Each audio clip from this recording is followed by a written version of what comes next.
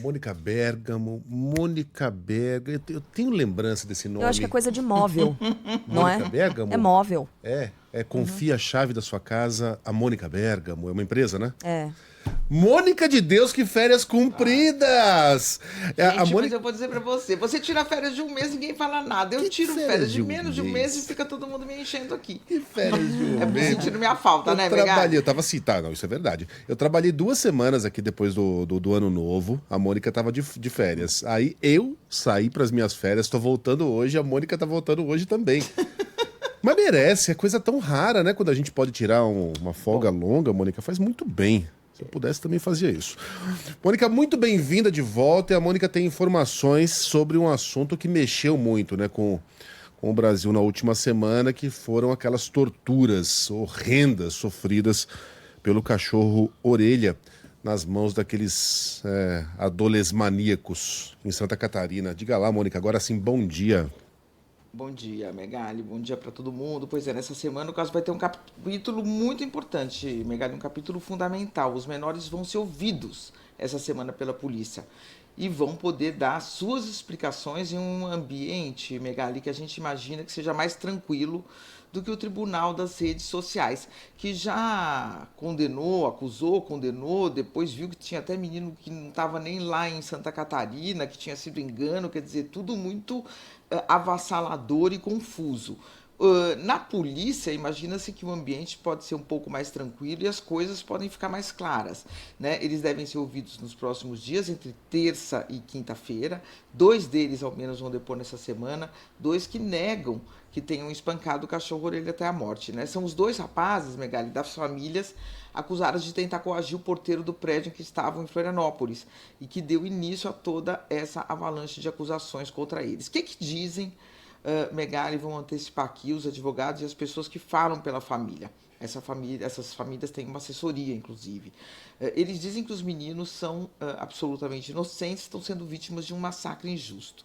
Dizem que houve, sim, uma confusão dos jovens com o porteiro, que essa confusão ocorreu antes da notícia da morte do cachorro, que ela não teve nada a ver com a morte do Orelha.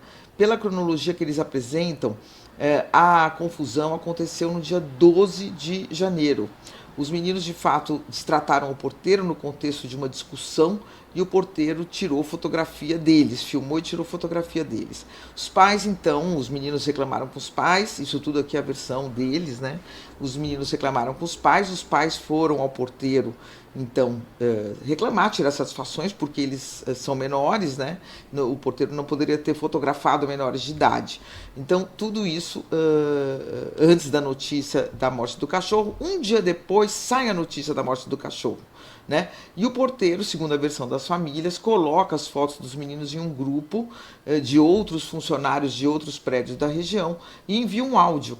E diz o seguinte: na mesma noite que arrumaram confusão comigo, eles parece que deram umas pauladas no cachorro. Megali, eu mandei o áudio para vocês, eu acho que a gente pode ouvir o áudio. Ô, João, pior que foi ele mesmo, tá? Na mesma noite que eles arranjaram confusão comigo, eles parecem dar umas pauladas nos cachorros e depois foram lá e mexeram na barraca ainda. É 6 folgados, são 6 folgados que tem aí. São do Água e da Brava, eles. E é isso, Megali. Então ele mandou esse áudio junto com fotografia de 2 adolescentes. E essa afirmação teria dado início a toda essa comoção, quer dizer, os áudios e as fotos se espalharam e a versão de que o porteiro, a coisa foi crescendo, né? E começou a aparecer notícias de que o porteiro teria visto eles, teria sido testemunha, teria visto eles batendo no cachorro.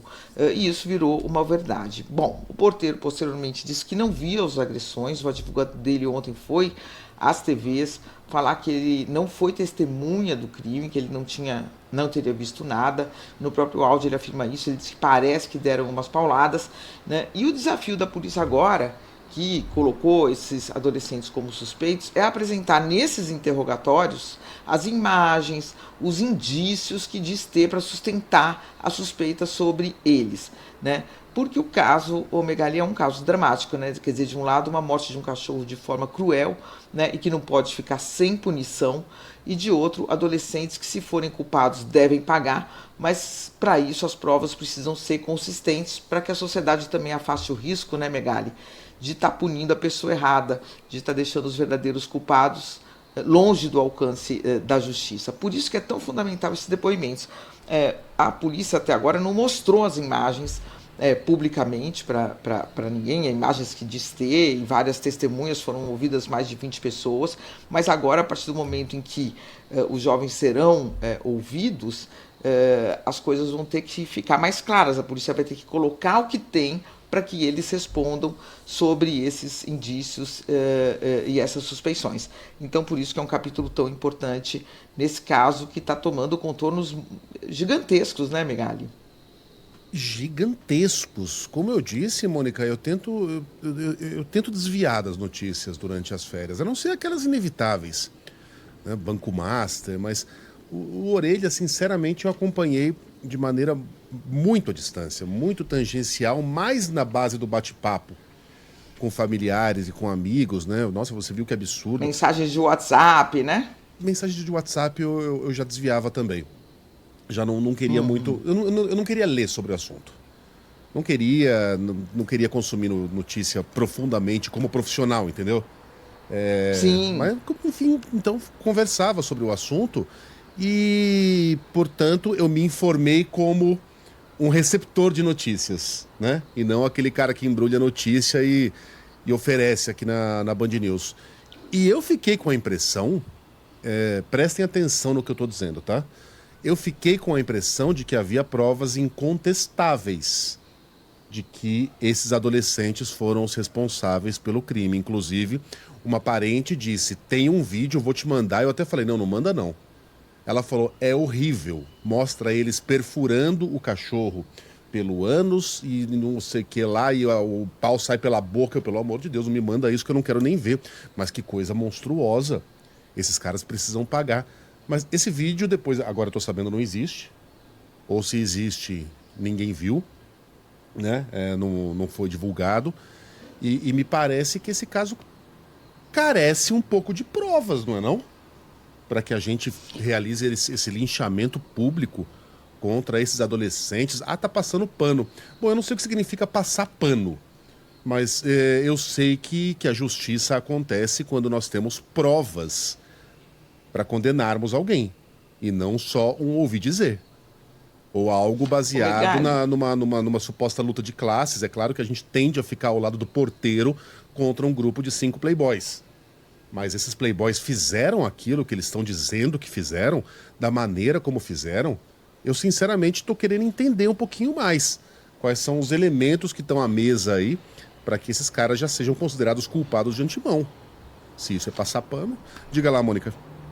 Não, Megali, eu acho que eu tive a mesma experiência que você, e é muito forte para um jornalista, porque quando a gente está no meio das apurações, a gente fica mais imune às fake news e aos exageros, né? Porque a gente já vai descartando o que é mentira. Mas eu tive a mesmíssima experiência sua. Eu fui recebendo aquilo como uma mera espectadora, também querendo ficar longe de notícia, porque senão a gente não descansa, mas também com as convicções que às quais você também chegou, que você teve. E quando eu volto e começo ali a me informar mais profissionalmente, aí você vai percebendo o tanto falou-se de disputas na internet, né? De torneios, depois a causa animal, foi misturando tantas coisas, maioridade penal, assim, mas ainda não tem nem a prova concreta de que foram esses adolescentes, já está discutindo a diminuição da maioridade penal, quer dizer, é um fato que está servindo a tantas causas e tantos assuntos que realmente ficou uma coisa confusa. E o que a justiça precisa fazer é separar todo o joio do trigo, para chegar à verdade possível e à punição justa, né, Megali? Mas eu tive essa mesma experiência que você, e foi muito impactante para mim, porque eu também cheguei a conclusões absolutas, e quando voltei como profissional, que fui olhar com bastante atenção, passei a ter várias dúvidas, né, Megali? Aí começam a chegar mensagens aqui completas com comparações esquisitas, né? A Band News quer prova contra filho de riquinho e não quer provas das acusações dos lavajatistas contra o STF. Eu quero prova de qualquer acusação, cara. Contra qualquer pessoa. Assim funciona o Estado de Direito. Aí a Band News foi comprada pelos pais. Pô, só faltava essa, hein? A Band News foi comprada pelos pais. Eu não sei nem quem são os pais. Eu não sei nem quem são esses caras.